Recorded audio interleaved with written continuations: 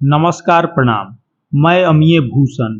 3 मई को मणिपुर में शुरू हुई हिंसा की आग अब तक थमने का नाम नहीं ले रही। हिंसा की इस आग को भेंट चढ़े लोगों की संख्या अब 3 अंकों में है और करीब इतने ही लोग जीवन मृत्यु से संघर्ष करते हुए अस्पतालों की बिस्तरों पर हैं। 50,000 लोग विस्थापित हैं और जलाए घरों की संख्या 3500 हो चली है। बाकी मंदिर उपासना स्थलों की बात इस वीडियो में आगे करेंगे। ये सब आंकड़े कई दिन पुराने हैं। ऐसा सब कुछ आप अलग अलग प्लेटफॉर्म माध्यमों पर सुन भी चुके होंगे। फिलहाल जिसे पढ़कर मुझे कुछ कहने, बताने और चेताने की इच्छा हो चली है वो यहाँ के एक माँ बेटे की कहानी है। ये दारुण खबर हिंदी भाषा के सर्वाधिक प्रसार वाले समाचार पत्र दैनिक जागरण में छपी है। कृपया कर अपना थोड़ा समय निकालकर इसे पूरा सुनिए, देखिएगा। दरअसल यहाँ एक माँ की रुलाई हैवानों की भीड़ को मणिपुर में नहीं रोक पाई। पहले इन धर्मांध आतंकियों ने 8 साल के मासूम को गोली मारी और जब माँ अपने कलेजे के टुकड़े को इलाज के लिए लेकर अस्पताल जा रही थी तो पूरा का पूरा समुदाय विशेष जुटकर माँ बेटे को मिलकर जला डाला। यह घटना किसी गोरी,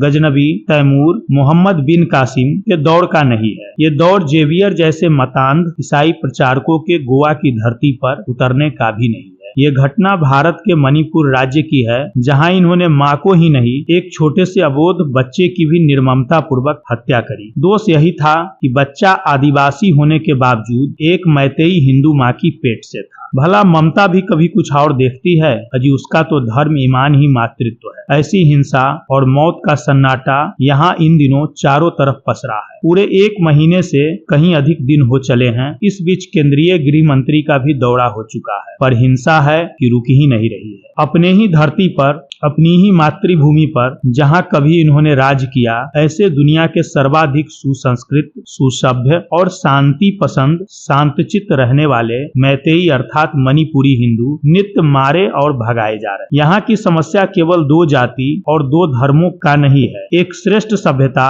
एक जंगली, असभ्य, बर्बर, दुर्दांत और आक्रामक धर्मांतरित एक विदेशी आक्रांता जाति द्वारा उजाड़ी, मिटाई और जलाई जा रही है। आखिर क्या जुर्म है इन भोले भाले, अमन पसंद मैतेई हिंदुओं का? क्या आरक्षण के दर्जे को पुनः पाने की चाहत, या फिर इनका हिंदू होना ही सबसे बड़ा गुनाह है, या फिर भूमि पुत्र होना, या फिर भारत भक्ति इनका अपराध है, या इसकी जगह अब तक इन वन, अरण्य, जंगलों में रहकर हिंदू संस्कृति को संजोना और इसकी अलख जगाए रखना आखिर क्या है? ये सवाल उन मीडिया घरानों से भी बनता है जो सच्चाई से दूर वाली ग्राउंड रिपोर्टिंग करते हैं। यकीन न हो तो दैनिक भास्कर की ऐसी ही एक तथाकथित जमीनी हकीकत वाली खबर रिपोर्ट पढ़े। ये मणिपुर से भागे, पूरी कमाई टिकट में लगाकर दिल्ली आए नाम से ये रिपोर्ट छपी है, जिसको अलीसा हैदर नकवी ने दैनिक भास्कर के लिए लिखा है। ऐसे ही उल्टे और दोहरे भ्रामक खबर इन दिनों ये भी बताने पर तुले हैं कि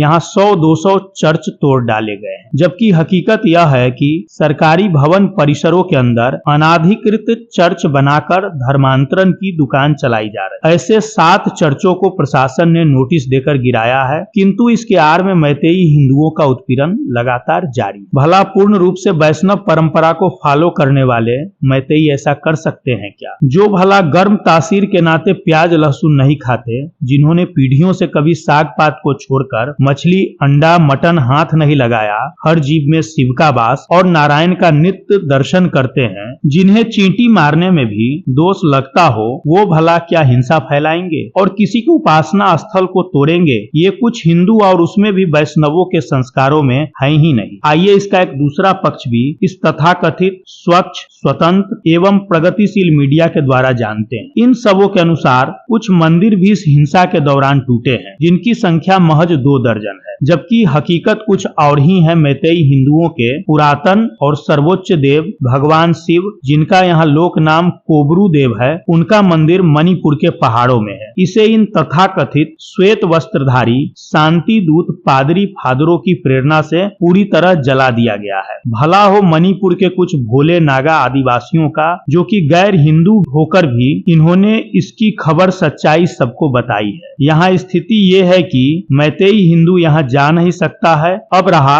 मैतेई उपासना स्थल जलाने की बात, तो 2 दर्जन मंदिर जले, मगर वो बड़े मंदिर थे। जंगल के अंदर कोबरू देव से मंदिर भी जलने वालों में हैं, जो किसी सूची का हिस्सा नहीं है। वहीं मणिपुर के हर हिंदू मैतेई घर के बाहर तुलसी चौड़ा और एक शिवलिंग होता ही होता है। चबूतरे में तुलसी पौधा और छोटे से मंदिर में शिवजी विराजते हैं। इसे बड़े जतन एवं श्रद्धा के साथ मणिपुरी हिंदू अपने दरवाजे पर स्थापित करते हैं। फिर इन देवों की पूजा भगवान गोविंद गोपाल कृष्ण के संग रोज होती है। ऐसे द्वार वाले अपवित्र किए तोड़े जलाए मंदिरों की संख्या बहुत बड़ी है। अगर प्राथमिक सरकारी आंकड़ों के आधार पर ही उजड़े घर और विस्थापितों की संख्या का विचार करें तो यह हजारों में है, किंतु इसे ये स्वतंत्र प्रगतिशील मीडिया नहीं बताएगा। खैर, मीडिया की छोड़िए, बात बुद्धिजीवियों की करें तो इस देश में उसका जो सबसे बड़ा वेटिकन लेनिनग्राड जेएनयू है, उसके एक विद्वान प्रोफेसर टी हाओ किप जी ने मणिपुर में अपने हम मजहबी, हम जाति और गैर मुल्की लोगों के अफीम उपजाने और कोकीन बनाए जाने की वकालत करी है। इसके लिए इनका तर्क भी बेहतरीन है, जिसे आप इनके द स्टेटमेंट न्यूज़पेपर में 30 नवंबर 2020 को छपे आलेख के माध्यम से जान सकते हैं। खैर, बात छोड़िए, एक बार फिर मैतेई हिंदुओं के उत्पीड़न की बात करें तो ऐसे में सवाल तो सरकार से भी बनता है कि आखिर वो कौन सी मजबूरी है जो उसे जलते हुए मणिपुर पर मौन धारण कर चुप बैठने को मजबूर कर रही। वहीं सवाल उस कौम, जाति, उस धर्म, उसके उन संगठन और उन संतों से भी बनता है जो इसके प्रवक्ता, पैरोकार, झंडे बदार, आलमदार, गुरु, जगत गुरु, हित चिंतक, हितैषी, शुभेच्छु इत्यादि हैं, जिनकी भावनाएं कश्मीर फाइल्स को देखकर और पाल घर के संतों के विषय में सुनकर भड़क उठती है। आखिर सिनेमा स्क्रीन पर आई महज एक फिल्म जोधा अकबर को देख हमारी भावनाएं आहत होती हैं तो क्या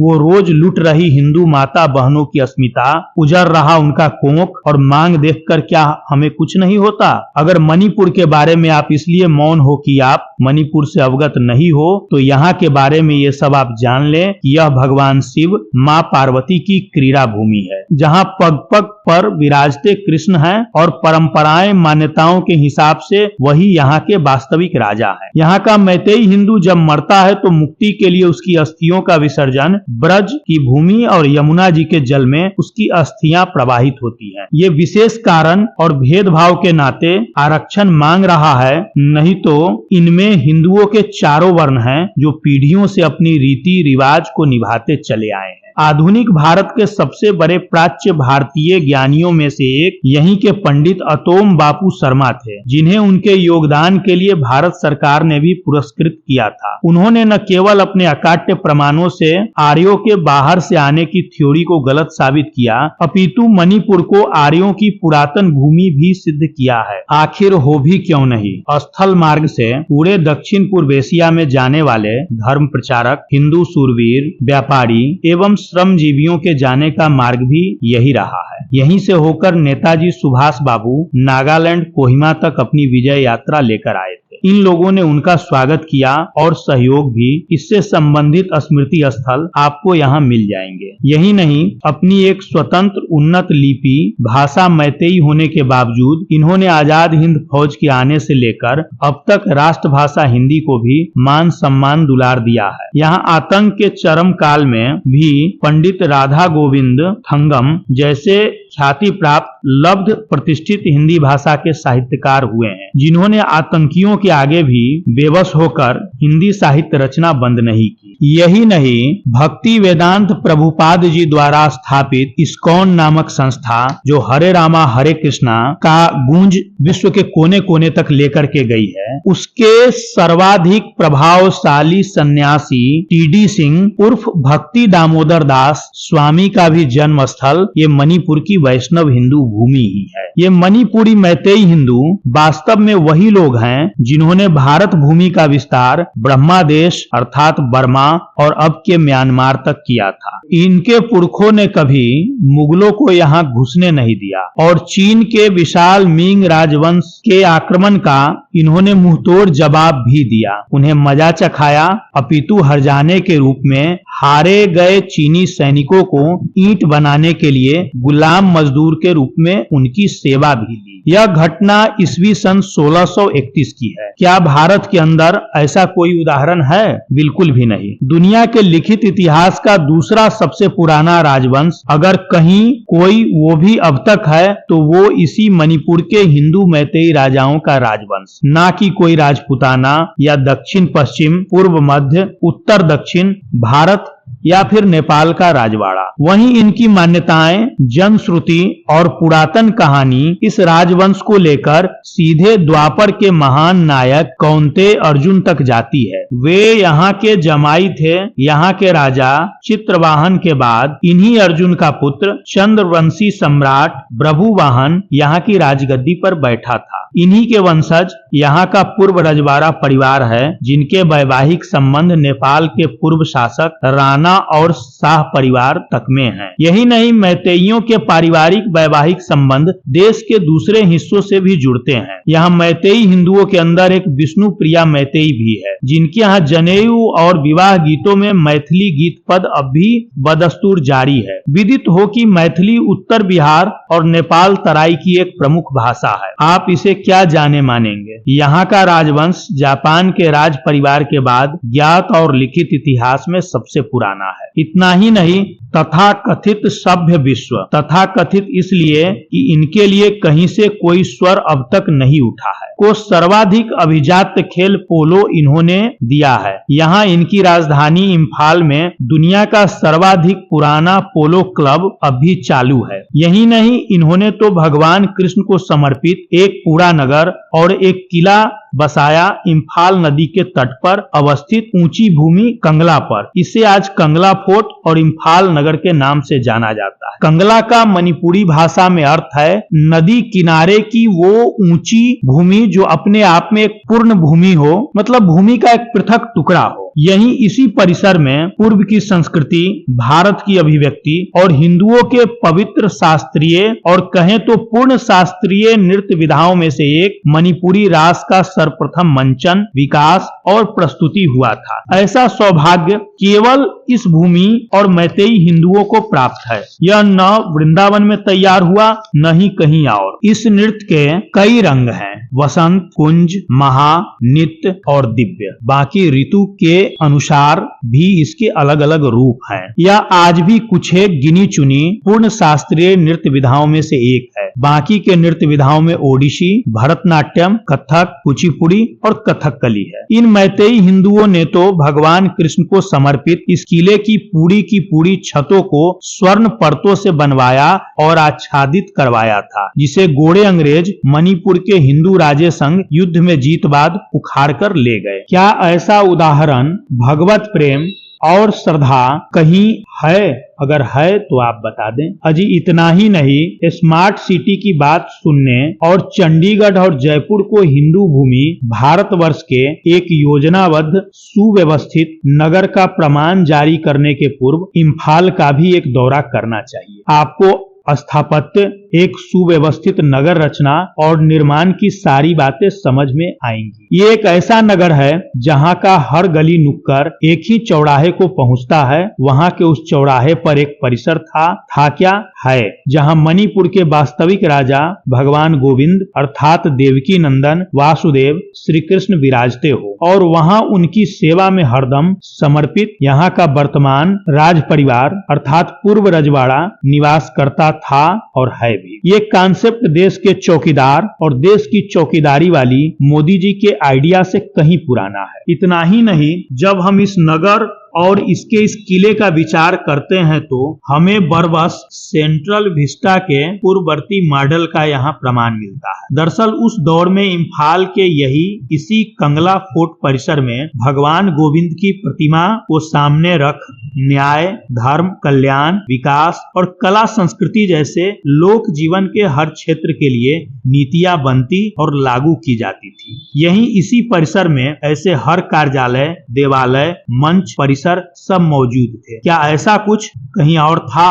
और रहा है क्या? क्या संपूर्ण भारत भूमि में ऐसा कोई उदाहरण है तो आप मुझे बता सकते हैं। किंतु सर्वाधिक दुखद है हमारी संवेदना, मानवता, मनुष्यता का मर जाना और कापुरुषता, कायरता, दुर्बलता, दीनता, दुर्बुद्धि को प्राप्त हो जाना। ऐसा तो पशु भी कभी नहीं करते। आवश्यक होने पर वे अपने परिवार, अपने समूह, समुदाय के लिए खड़े हो जाते हैं, लड़ भी जाते हैं। पर हम और आप तो जानवरों से भी गए और गुजरे हैं। हमें मणिपुर होकर थाईलैंड, वियतनाम तक जाकर मौज मस्ती करने, उद्योग व्यापार डालने बढ़ाने और अपने धर्म प्रचार की दुकानों को चमकाने और खुद चमक जाने के लिए तो रास्ता चाहिए, क्योंकि अटल जी ने सोचा और मोदी जी बनाकर सौंपने वाले ही हैं। क्योंकि इसी बहाने वो रिश्तों को जोड़ना, तीर्थ यात्रा के नए द्वार खोलना और आर्थिक उन्नति के नए अवसर प्रदान करना चाहते हैं। लोग बाग जापान तक व्यापार और वियतनाम, कंबोडिया के ऐतिहासिक हिंदू मंदिरों का दर्शन करें। स्वर्ग की पुराणों में वर्णित नदी इरावती का म्यांमार जाकर दर्शन आचमन करें। वहीं वहां के लोग भी गया, लुम्बिनी, सारनाथ आए। ये इन्होंने सोचा, ये इनकी सोच थी। पर जब सेतु मणिपुर ही जल रहा हो और वहां के आखिरी बचे हिंदू अपने अस्तित्व की लड़ाई हारते नजर आए तो क्या कहा जाए। बाकी हमें इससे क्या, क्योंकि ये मैतेई हिंदू अपने हो ही नहीं सकते। क्या फर्क पड़ता है? अतीत के रिश्ते नातों के बावजूद भी ये हमसे थोड़े अलग जो दिखते हैं, बिल्कुल किसी चीनी की तरह। बाकी ये देश एवं बन रहा रास्ता हमारे अपने हित का है। आखिर ये कुछ हमारे बाप दादाओं का जो है, इन्होंने हमें सौंपा है और अब ये हमारा अधिकार जो ठहरा। किंतु मणिपुर के ये सीधे सरल हिंदू हमारे लिए कुछ भी नहीं। क्या करना और क्यों करना? दुनिया तो भारत को मान दे ही रही है और दुनिया भर में हिंदू संस्कृति का प्रभाव बढ़ ही रहा है। ऐसे में भला 15 लाख हिंदू मार काट दिए जाएं और इनकी औरतें लूट ली जाएं तो हमारा क्या है? ऐसे सोचने वाले और मौन चुप होकर बैठने वाले अपराधियों, यह ध्यान और ख्याल रखो, न तुम बचोगे न तुम्हारी औलादे। ना रहेंगे तुम्हारे भवन, न होगा कहीं हवन। इतना ही नहीं, मठ, मंदिर, आश्रम, घड़ी, घंट, घड़ियाल भी नहीं रहेंगे। हिंदू संगठनों के भवन भी गिराए जाएंगे और ना होगी तुम्हारी प्रतिनिधित्व वाली कोई सरकार। तुम्हारे हमारे सामने ही तुम्हारी बहु बेटियां लूटेंगी और लूट ले जाएंगे। धर्म, आबरू संग सारा धन संपदा, ये देश विरोधी, धर्म विरोधी और सनातन संस्कृति विरोधी राक्षस। इसलिए कृपया उठिए, अपनी आहुति हमारे बंधु बांधवों के लिए, हमारे देव, हमारे लोग, हमारे पुरोहित, हमारे श्रमिक, हमारे सुरवीर और बनिक जो भी हैं, जहां भी हैं, ऐसे हर मणिपुरी हिंदू के लिए खड़े होइए। बस इतनी प्रार्थना है। बाकी मेरा उद्देश्य आपको या किन्हीं को भी अपमानित करने और लांछित करने का नहीं है। आपका और आपके बीच का आप साही एक हिंदू, एक भारतीय जिसका हृदय इस दारुण गाथा को सुन रो पड़ा है, ये उसकी अभिव्यक्ति है और कुछ भी नहीं। ना ही कोई हित, इस बहाने स्वयं के लिए कोई चाहत है। जीवन भगवत भक्ति और लिख पढ़कर चल रहा है, विशेष क्या कहें। बाकी अगर आपके मन में शंका, सुबह जानकारी चाहिए तो मणिपुर में ये जो हिंदुओं के ऊपर घात हो रहा है वो चर्च प्रेरित, मतांध, नशा कारोबारी और घुसपैठिए, कुकी ईसाइयों के द्वारा हो रहा है।